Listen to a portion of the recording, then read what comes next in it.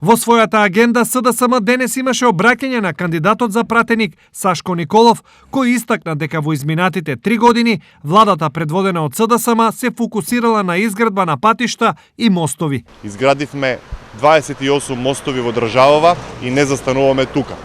Во регионов ќе се посветиме на мостовите на делниците Куманово Свети Николе, Лакавица Неготино, Ратавица Злетово и Виница Беров.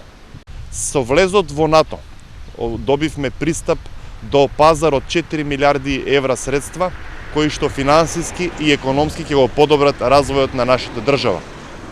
Самото членство на НАТО е и наша карта за членство во Европската Унија.